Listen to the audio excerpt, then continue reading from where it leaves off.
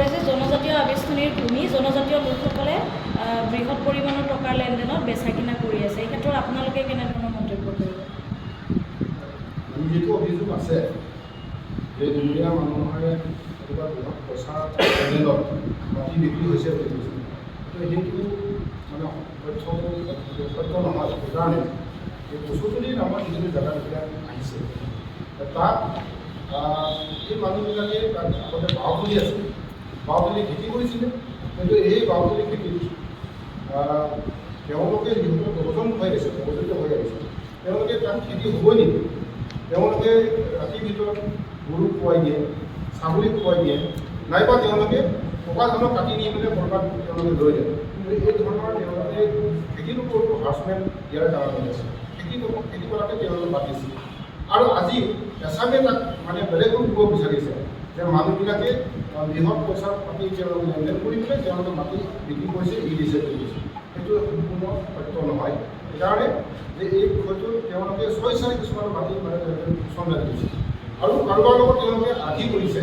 আধি কৰা মানুহজনে তেওঁলোকৰ লগত আধি কৰিছে, কিন্তু আধি কৰি থাকোঁতে তেওঁলোকে মনে মনে নজনাকৈ তেওঁলোকে একোকে ভাবে ক'ৰবাত তেওঁলোকে দলিলত তেওঁলোকে চুৰি কৰি লৈছে। কিন্তু সেই তথ্যবিলাক আমি বিশ্বাস কৰি পেলাই প্ৰমাণ হৈছে। গতিকে আমি প্ৰমাণ কৰিব বিচাৰিছোঁ যে এই মাটিবিলাক সম্পূৰ্ণভাৱে সব প্ৰৱঞ্চনাৰে তেওঁলোকে দখল কৰিছে আৰু সেই দখল মুক্ত কৰিবৰ কাৰণে আমি বহুত বেছি পইচা লৈ পেলাই বিক্ৰী কৰে বুলি অভিযোগ বিভিন্নজনে উত্থাপন কৰে। এই ক্ষেত্ৰত কি ক'ব আপোনালোকে? মানে ভূমি আইন মতে মাটি বিক্ৰী কৰাৰ কথাটো আহিবই নোৱাৰে, কাৰণ অযোগ্য মানুহক যাৰ অৰ্হতা নাই, যাৰ মানে ইয়াত যোনে মুনাফাইত নহয়, বেংকৰ আইনৰ মুনাফাইত নহয়, তেওঁতো মাটি কিনিব নোৱাৰে বা মাটি কিনা কথাই আহিব নোৱাৰে। গতিকে এইবিলাক অভিযোগটো আছে কিবা কিবি, তো সেই অভিযোগবিলাক আমি পঞ্চায়ত আচৰণ কৰিছোঁ যে এখন আইন আছে, আইনৰ ভিত্তিত যিখিনি সময় দিলেও এবাৰ যিখিনি কথা ক'ব লগা আছে সেইখিনি কথা আপোনালোকক আমি অৱগত কৰিব বিচাৰিছোঁ। ইতিমধ্যে আপোনালোকে জানিছে যে অসমৰ বিভিন্ন অঞ্চলৰ দৰে ডিমৰীয়াটো অবৈধ নাগৰিক আৰু প্ৰব্ৰজিত ব্যক্তিসকলক যিসকলক আমি সন্দেহ কৰিছিলোঁ, এই সন্দেহ কৰা ব্যক্তিসকল য'ত য'ত বসতি স্থাপন কৰিছে, এই বসতি স্থাপন কৰা জেগাবিলাকক আমি চিহ্নিত কৰিছিলোঁ আৰু ইয়াক উচ্ছেদ কৰিবৰ কাৰণে আমি দাবী জনাই আহিছিলোঁ। আৰু এই সম্পৰ্কত মহামান্য উচ্চ ন্যায়ালয়, গুৱাহাটী উচ্চ ন্যায়ালয়ৰ পৰা এটা PIL এটা অৰ্ডাৰ আছে। সেই অৰ্ডাৰ মতে জনজাতিৰ আৱেষ্টনী থকা ট্ৰাইবেল বেল এণ্ড ব্লকত থকা ভূমিসমূহত যিসকল অবৈধভাৱে আছে, নীতি বহিৰ্ভূতভাৱে তেওঁলোকে বসতি স্থাপন কৰিছে, তেওঁলোকক বস্তুটো উচ্ছেদ কৰিবৰ কাৰণে এটা নিৰ্দেশনা আছে। আৰু সেই নিৰ্দেশনাৰ ভিত্তিত অসম চৰকাৰে নিজেই উদ্যোগ লৈ পেলাই আমি য'ত চিনাক্ত কৰিছিলোঁ ডিমৰীয়া অঞ্চলৰ কচুতলী গাঁও, এই কচুতলী গাঁৱত ইতিমধ্যে চৰকাৰে উচ্ছেদৰ কাম আৰম্ভ কৰিছে। আৰু এই উচ্ছেদ কৰাত আমি সকলোৱে ডিমৰীয়া অঞ্চলৰ জনজাতীয় সকলে নহয়, সকলো দলটোতে আমি এই উচ্ছেদ কাৰ্যক আমি সকলোৱে আনন্দিত হৈছোঁ আৰু চৰকাৰৰ এনে কাৰ্যক আমি তেওঁলোকক উষ্মাদৰ জনাইছোঁ। আমি এইটোও ক'ব বিচাৰিছোঁ যে উচ্ছেদৰ কাম আৰম্ভই হৈছে মাত্ৰ, কিন্তু ইয়াৰ মানে পৰিসমাপ্তি কেতিয়া হ'ব আমি ক'ব নোৱাৰোঁ। কিন্তু আমি দাবী কৰিছোঁ যে ডিমৰীয়াত যিমান কৰি এনেকৈ ইলিগেল বসবাস কৰিছে, এই বসবাস কৰা মানুহবিলাকক যেনেকৈ নহয় তেওঁলোকক উচ্ছেদ কৰিব লাগে। আৰু আমি যিহেতু এই বেল ব্লক এৰিয়া, অৰ্থাৎ এইটো দক্ষিণ কামৰূপ ট্ৰাইবেল বেল্টৰ এইটো মহানগৰ জিলাৰ, কামৰূপ মহানগৰ জিলাৰ সোণাপুৰ গাঁওচক্ৰ অন্তৰ্গত এটা এৰিয়া। গতিকে এই এৰিয়াটোত অতি শীঘ্ৰে আমি ট্ৰেছ কৰি পেলাই যিমানবোৰ ইলিগেল মানুহ ইয়াত বসতি স্থাপন কৰিছে তেওঁলোকক আমি উচ্ছেদ কৰাৰ দাবী জনাইছোঁ। আমি জানিব পাৰিছোঁ যে কচুতলীত বহু মানুহ ইয়াত গৰুকুটিৰ পৰা অহা বুলি জানিব পাৰিছোঁ, কোনোবা মঙলদৈৰ পৰা ইয়াত মানে আহিছে বুলি জানিব পাৰিছোঁ, কোনোবা লামডিং, কোনোবা হোজাৰৰ পৰা ইয়াত মানুহ আহিছে বুলি জানিব পাৰিছোঁ। নিশ্চয় এই মানুহবিলাকক লৈ অনা ইয়াত হয়তো কোনোবা ইয়াৰ মধ্য মানে মধ্য কামিব মানুহ আছে, তেওঁলোকে তেওঁলোকক হয়তো ওচৰতে দি মিনিট হয়তো আমাৰ ইয়ালৈ লৈ আনিছে। আমি তেওঁলোকক আহ্বান কৰিছোঁ যাতে যিখিনি আনিছে অতি শীঘ্ৰে ঘূৰাই দিব লাগে আৰু মানে যিখিনি আনিব বিচাৰিছে তেওঁলোককো যাতে পৰৱৰ্তী তেনেকৈ কাম নকৰে, তেওঁলোকে কোনো কাৰণত তেনেকুৱা মানুহ আকৌ আনাৰ কাৰণে তেওঁলোকে মানে কোনো পৰিশ্ৰম নকৰে, তাৰ কাৰণে আমি তেওঁলোকক পঠিয়াই দিছোঁ। আৰু ইতিমধ্যে চৰকাৰৰ এই কাৰ্যক আমি আহ্বান জনাইছোঁ যে আৰু এই উচ্ছেদ কাৰ্য অতি খৰতকীয়া কৰিবৰ কাৰণে আমি চৰকাৰক দাবী জনাইছোঁ। আজি আৰু অহাকালিলৈকে মানে ইয়াৰ কাৰ্যসূচী ৰাখিছে। আমি যিসকলক চিনাকি কৰিব পৰা যায়, যিসকলক অতি শীঘ্ৰে প্ৰয়াস কৰিব পৰা যায়, তেওঁলোকক অতি শীঘ্ৰে প্ৰয়াস কৰিব বিচাৰিছোঁ, দিবৰ দাবী জনাইছোঁ। আৰু বহুকেইটা ব্যক্তি যিসকলে ইয়াত মিডিয়া হিচাপে মিলিটৰী হিচাপে কাম কৰি আছে, তেওঁলোককো আমি এৰেষ্ট কৰি পেলাই তেওঁলোককো মানে উপযুক্ত শাস্তি দিবৰ কাৰণে আমি দাবী জনাইছোঁ। আৰু ইয়াত বহুত মিডিয়েটৰ আছে, মিডিয়েটৰবিলাকে ইয়াত আমি জানো যে তেওঁলোকে মধ্যমুখীৰ ভূমিকা গ্ৰহণ কৰি তেওঁলোকে দুয়োপক্ষৰ পৰা কিবা তেওঁলোকে মুনাফা লোৱা বুলি আমি জানিব পাৰিছোঁ। তেওঁলোককো চৰকাৰে তদন্ত কৰি পেলাই উচিত শাস্তি দিবৰ কাৰণে আমি দাবী জনাইছোঁ। এতিয়া কথা হৈছে এই কথাখিনি কওঁতে বা চৰকাৰে এই পদক্ষেপ গ্ৰহণ কৰোঁতে আমাৰে একাংশ কোনোবা আমাৰ ডিমৰীয়া অঞ্চলৰ কোনোবা দলৰ নাম লৈ পেলাই তেওঁলোকক সুৰক্ষা দিবৰ কাৰণে আমি প্ৰেছ মিডিয়াত আমি দেখিছোঁ তেওঁলোকে কেৱল বাছি কেইজনমান মানুহক উচ্ছেদ কৰিব পৰা কৰিবলৈ বিচাৰিছে। সেই কথাটো আমি কোনচানে নাকচুক পাইছোঁ। কাৰণ ইয়াত কেৱল মানে বাছি কেইজনমান মানুহক নহয়, এই জনজাতি আৱেষ্টনী ইয়াত থকা বেল ব্লকৰ ইয়াত থকা আমি যিকোনো ইয়াত অবৈধ নাগৰিক, যিকোনো ইয়াত প্ৰৱজিত হৈ অহা নাগৰিকবিলাকক ইয়াৰ পৰা উচ্ছেদ কৰিবৰ কাৰণে আমি দাবী জনাইছোঁ। কেৱল আমি নিৰ্দিষ্ট জনগোষ্ঠীৰ কথা কোৱা নাই, কোনোবা মানুহৰ কথা কোৱা নাই। আমি যিমান কৰি ইয়াত ইলিগেল ইয়াত বসতি স্থাপন কৰিছে তেওঁলোকক আমি উচ্ছেদ কৰাৰ দাবী কৰিছোঁ। গতিকে যিসকলে এই কথাবিলাক উচতনিমূলক কথাবিলাক কৈছে, যিসকলে দলৰ নাম লৈ পেলাই তেওঁলোকৰ কিবা ব্যক্তিগত যিটো মুনাফা আছে নেজানো, সেইটো এই কথাবিলাক কোৱাৰ পৰা আমি বিৰত ৰাখিব বিচাৰিছোঁ। কাৰণ চৰকাৰৰ যিটো উচ্ছেদৰ মানে তেওঁ যিটো কাৰ্যসূচী লৈছে, সেই কাৰ্যসূচীত যাতে আউল নালাগে, যাতে চৰকাৰৰ কাৰ্যসূচী যাতে সফল হয় আৰু আমাৰ ডিমৰীয়াবাসী ৰাইজৰ যাতে যি দাবী আছে সেই দাবী যাতে চৰকাৰ পূৰণ কৰিব পাৰে, তাৰ কাৰণে আমি সকলো পক্ষক আহ্বান জনাইছোঁ। কোনো ইয়াত পক্ষপাতি কৰিব নালাগে, কোনো এই বিষয়টো কোনো ৰাজনীতিকৰণ কৰিব নালাগে।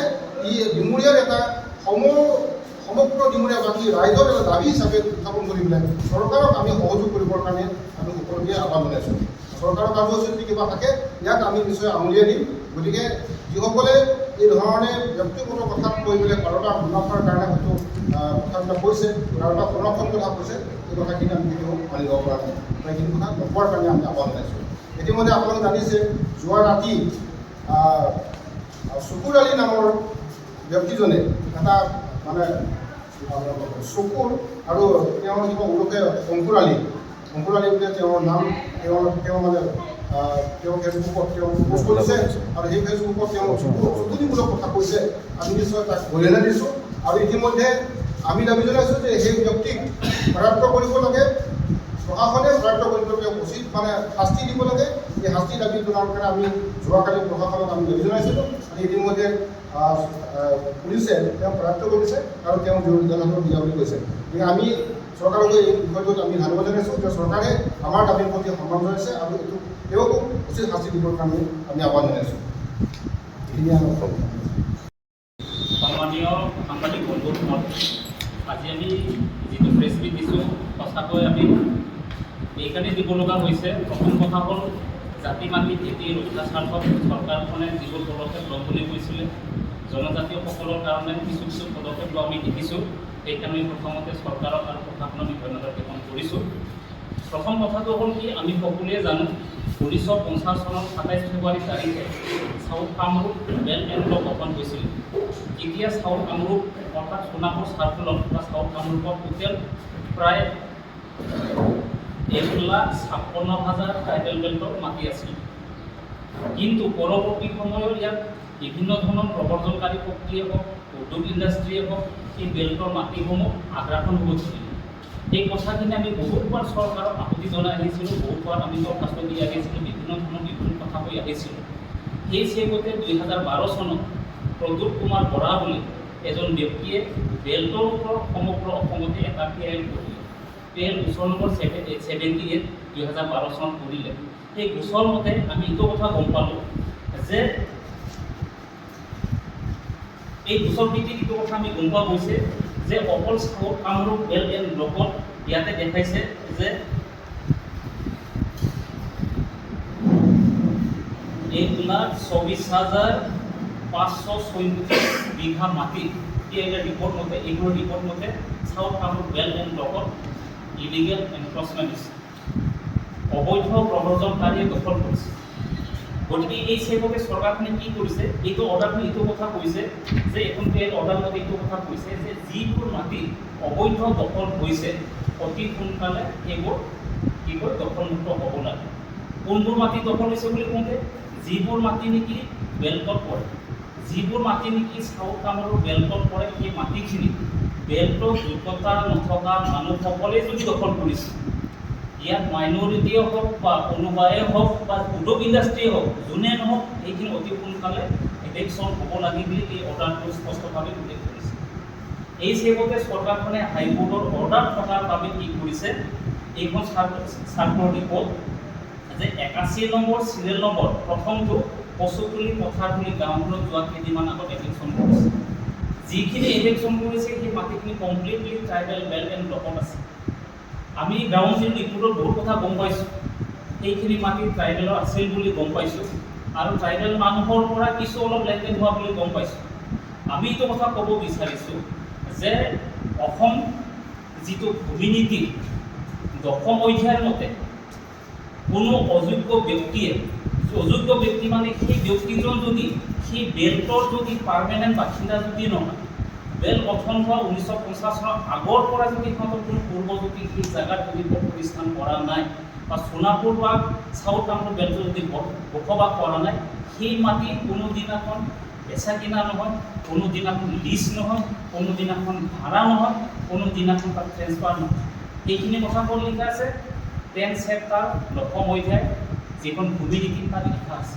গতিকে যিখিনি কাম চৰকাৰে কৰিছে সেইখিনি সম্পূৰ্ণভাৱে ভাল কামেই কৰিছে, কাৰণ 10 চেপ্টাৰ মতে কমপ্লিটলি ইলিগেল।